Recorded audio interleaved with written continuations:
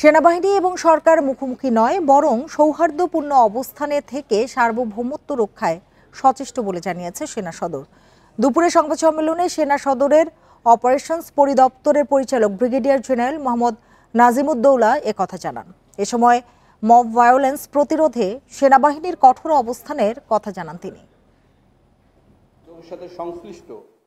আইন শৃঙ্খলা রক্ষা এবং সমসাময়িক সময়ে সেনাবাহিনীর দৈনন্দিন অভিযান কার্যক্রম তুলে ধরার উদ্দেশ্যে সোমবার দুপুরে ঢাকা সেনানিবাসে আয়োজন করা হয় সংবাদ সম্মেলনের। এতে রাজধানী সহ সারা দেশের চিহ্নিত সন্ত্রাসী, বিপুল পরিমাণ অস্ত্র ও গোলাবারুদ উদ্ধারের তথ্য দেয়া হয়।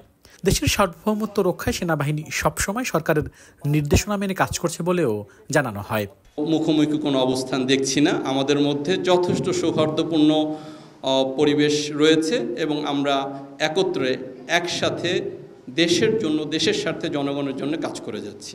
আইন শৃঙ্খলা আগের থেকে স্থিতি অবস্থায় আছে বা কিছুটা ভালো হয়েছে। চট্টগ্রামের একটি কারখানায় কুকিচিন বা KNF-এর 30,000 ইউনিফর্ম পাওয়ার বিষয়ে প্রশ্ন করেন সাংবাদিকরা।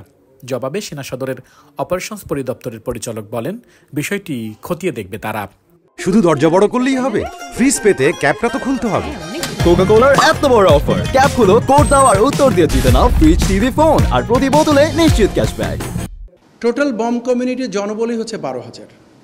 সেই 12,000-এর মধ্যে ছোট বাচ্চা, আবার বৃদ্ধ বনিতা সবাই সামিল। সেক্ষেত্রে এই 30,000 ইউনিফর্মেই KN-এর কিনা সেটা অবশ্যই খুঁজে দেখার সুযোগ আছে।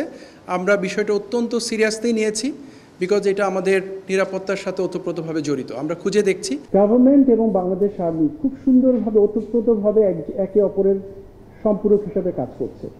ঈদে ঘরমুখা মানুষের নিরাপত্তা ও যাত্রা নির্বিঘ্ন করতে ঈদের আগে ও পরে সেনাবাহিনী নিয়মিত টহল পরিচালনা করবে বলেও সংবাদ সম্মেলনে জানায় সেনা সদর।